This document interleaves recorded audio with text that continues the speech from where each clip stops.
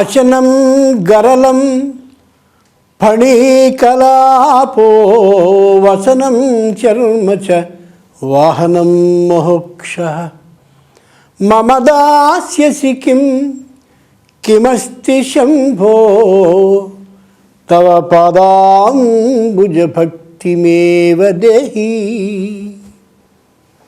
మహాశివరాత్రి సందర్భంగా Telugu1.com ప్రేక్షకులందరికీ పరమేశ్వర ఆశీర్వానుగ్రహాలు ఉండాలి అని ప్రార్థిస్తూ మహాశివరాత్రి ప్రాశస్యాన్ని గురించి 2 మాటలు అనుకుందాం. అశనం గరళం. శంకరుడి యొక్క కంఠాన్ని చూస్తే ఏం తీసుకున్నాడని ఆలోచిస్తే విషాన్ని తాగి కూర్చున్నాడు ఆయన. సహజంగా ఎవరింటికైనా వెళ్ళినట్టయితే చక్కని భోజనాన్ని చెయ్యి, ఫల ఆహారాన్ని తీసుకో అని అంటారే. శివయ్య, నీ దగ్గరికి వస్తే ఏం పెడతావు? అశనం గరళం.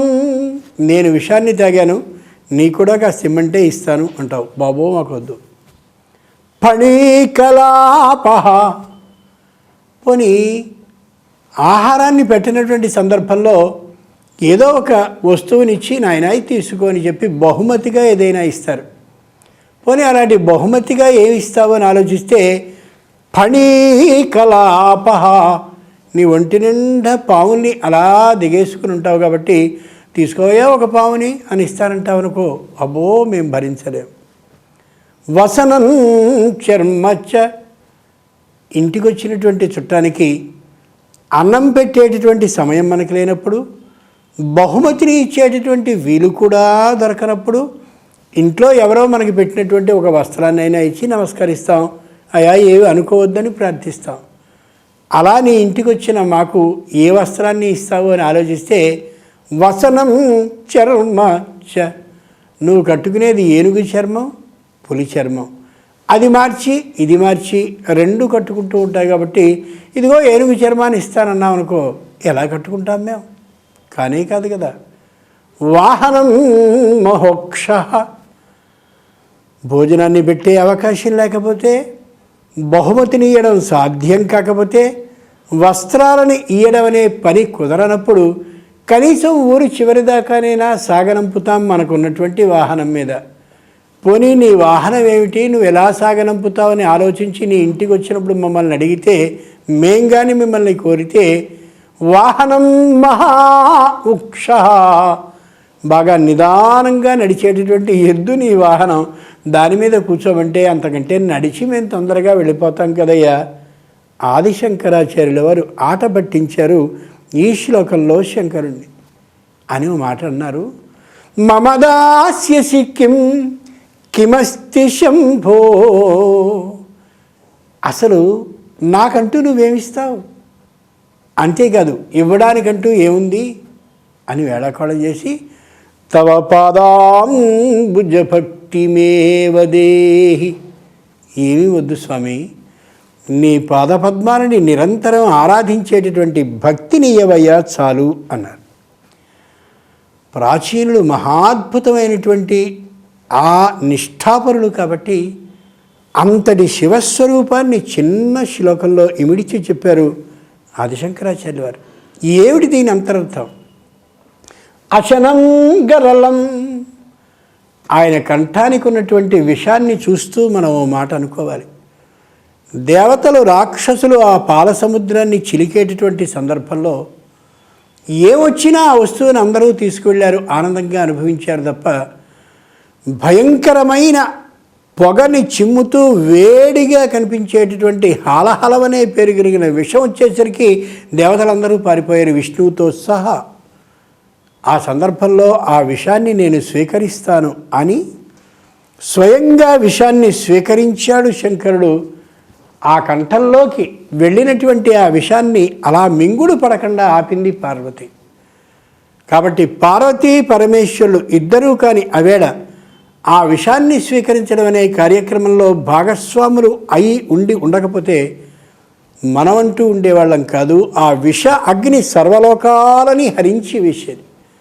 కాబట్టి ఓ శివయ్య, నీ మెడ కంఠం అలా ఉన్నదే, అది నీలిరంగుగా అయిపోవడానికి కారణం మమ్మల్ని అందరినీ బతికించాలని నీ అభిప్రాయం. నువ్వే ఆ విషయాన్ని స్వీకరించి ఉండకపోతే లోకాలన్నీ ఆ విష అగ్ని కారణంగా దగ్ధమై ఉంటే ఈవేళ ఈ శ్లోకాన్ని చెప్పడానికి కూడా నేను మిగిలి ఉండేవాడిని కాను అని ఆదిశంకరాచార్యుల వారు చెప్తున్నారు. పణీకలాపహ, పావుల్ని వేసుకుని తిరుగుతావా శివయ్య అని పైకి వేళాకోళం చేస్తే లోపల అర్థం చూడండి ఎంత గొప్పగా ఉందో.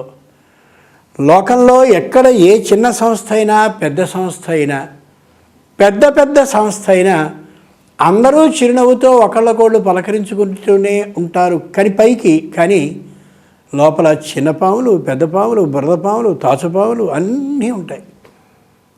అటువంటి వాటితో సహా జీవనం కలిసి జీవించేటటువంటి విధానాన్ని తెలుసుకొని శంకరుడు మమ్మల్ని స్వయంగా తెలియచెప్తున్నావు, మాకు ఈ విషయాన్ని అర్థమయ్యేలా చెప్తున్నావు అంటే నీ నుంచి నేర్చుకోవాల్సింది మాకు ఎంత ఉందో తెలిసిన.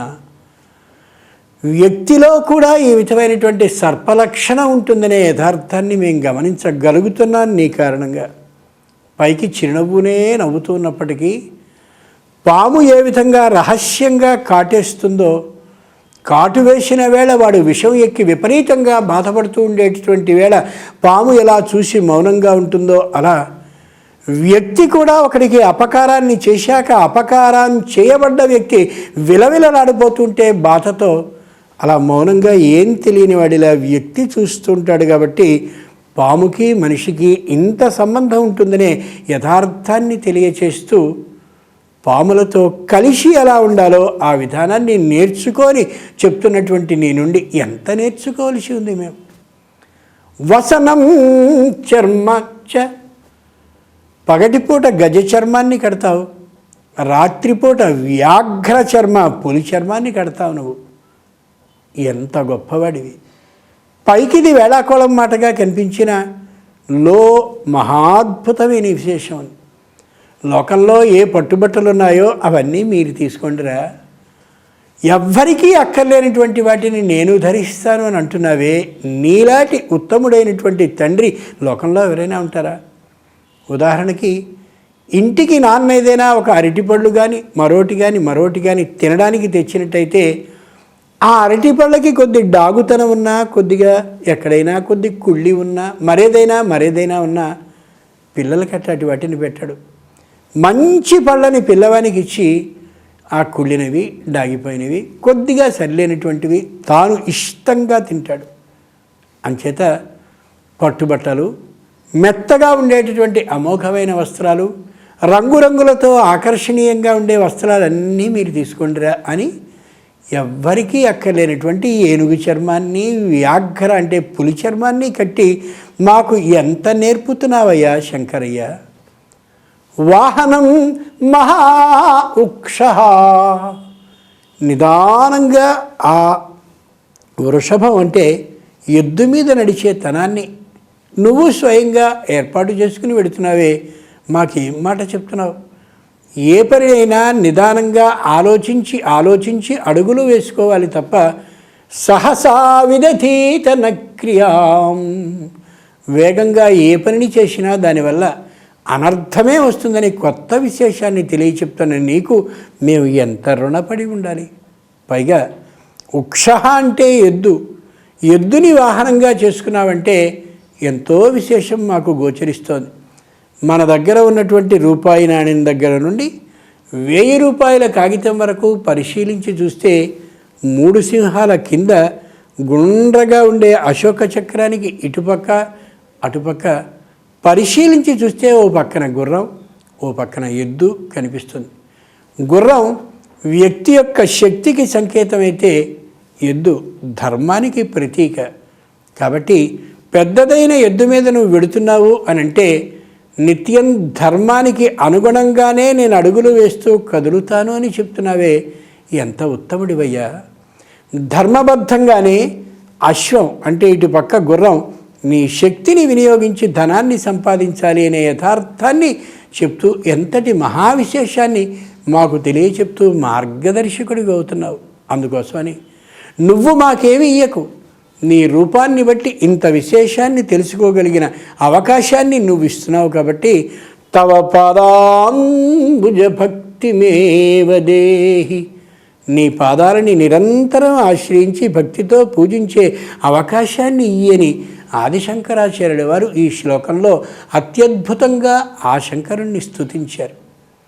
మరో విశేషం, శంకరుణ్ణి జాగ్రత్తగా శివయ్య నీ పెళ్ళి ఎప్పుడు చేయమంటావు అని అడిగినట్టయితే చాలా చక్కగా అందంగా హాయిగా ఉండేటటువంటి వసంత ఋతువుని మీరు తీసుకోండిరా. దాంట్లో కోయిలన్నీ చక్కటి పాటలు పాడతాయి, పుష్పాలన్నీ వికసించి కనిపిస్తాయి, ఫలాలన్నీ బాగా తినడానికి వీలుగా ఉంటాయి. ఆ వసంత ఋతువుని మీరు తీసుకోండి. ఆకులు రాలుతూ మూడువారే చెట్లు కనిపిస్తూ ప్రకృతి అంతా కూడా ఏ విధమైన ఆకర్షణీయపుతనంగా కనిపించినటువంటిది ఉంటుందో ఆ శిశిర ఋతువులో నాకు పెళ్లి చేయండిరా అంటాడు శంకరుడు. ఓ శంకర, బాగానే ఉంది, శిశిర ఋతువులో కూడా నీకు ఎప్పుడు పెళ్లి చేయమంటావు అని అడిగితే చక్కనైనటువంటి మాసాలన్నీ మీరు తీసుకోండి. విపరీతమైన చలితో పాటు మంచు ఉండేటటువంటి మాఘమాసం నాకు ఇయ్యండిరా అన్నాడు. పోనీ మాఘమాసంలో కూడా ఏ పక్షంలో చేయమంటావు? మంచి వెన్నెనుండేటటువంటి ఆ పూర్ణిమ వరకు మీరు ఉంచేసుకుని పూర్తి చీకటి ఉండి ఎవ్వరూ రావడానికి ఇష్టపడని అదిగో ఆ చీకటి రోజులు నాకు ఇయ్యండిరా, అప్పుడు పెళ్లి చేయండి శంకరుడు అన్నాడు.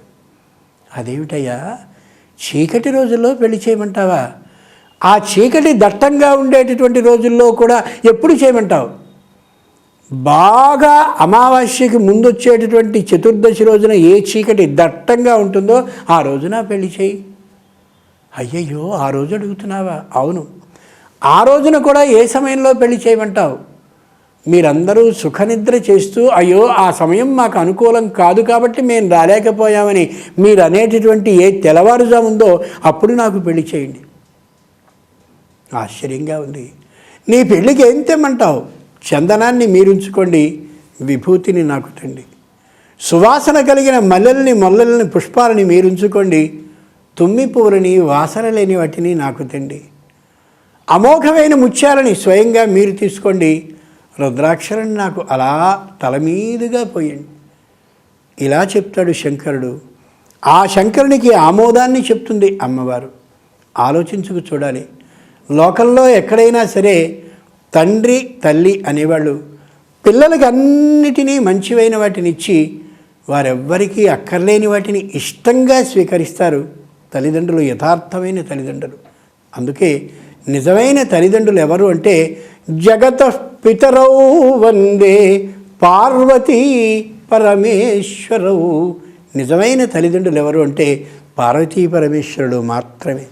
ఆశ్చర్యకరమైన అంశం ఏంటంటే అయినటువంటి శంకరుడు నాకు ఏ విధమైన ఆడంబరాలు వద్దు అని అంటే ఆయనకి భార్య అయినటువంటి అమ్మవారు నీకు అక్కర్లేకపోవచ్చు కానీ నాకు కావాలి అనకుండా నీకు ఇష్టం లేనిది నాకు ఇష్టం వద్దు, మన ఇద్దరికీ ఇష్టమైనది ఒక్కటే, అలాంటి ఇష్టమైనటువంటిది పిల్లల ఇష్టమే మన ఇష్టం కాబట్టి వాళ్ళకి అన్నీ మంచివైనటువంటిని ఇచ్చి మనం నిరాడంబరంగా ఉందామని అమ్మ అంగీకరిస్తోంది అంటే తల్లి తండ్రుల యొక్క లక్షణం ఎలా ఉండాలో ఆ శివపార్వతుల అర్ధనారీశ్వర రూపం మనకి తెలియజేస్తుంది. ఒక్క మాట చెప్పి ముగించుకుందాం. తల నుండి కాలి వరకు సమానమైన రూపంతో కనిపిస్తారు అర్ధనారీశ్వర రూపము అంటే. తల ఆలోచనని చేస్తుంది, కాలు ఆచరణకి సంకేతము అని తెలియజేస్తుంది. ఏ ఇంట్లో భార్య భర్త అనేటటువంటి వాళ్ళు ఇద్దరూ కూడా ఆలోచన నుంచి ఆచరణ వరకు వాళ్ళిద్దరే చేసుకుంటూ ఉంటారో, మూడవ వ్యక్తిని రానియకుండా ఉంటారో ఆ ఇల్లు పార్వతీ పరమేశ్వరుల గృహం, ఏ విధమైన కలతలు లేనటువంటి గృహం. కాబట్టి పార్వతీ పరమేశ్వరుడు భార్యాభర్తలు కలిసి ఉండాలని, మూడో వ్యక్తిని వారి మధ్యలోనికి రానియకూడదని, వాళ్ళు వాళ్ళ పిల్లల కోసమే జీవించాలని, పిల్లలకి ఇష్టమైన వాటిని ఇచ్చి వాళ్ళకి అవసరం లేనటువంటి వాటిని ఇష్టంగా వారు స్వీకరించాలని తెలియచెప్తారు. అంతటి శివ అంటే పార్వతీ పరమేశ్వరుని శివాలని ఆరాధించేటటువంటి అత్యద్భుతమైనటువంటి రోజు నేడు మహాశివరాత్రి. నమస్కారం.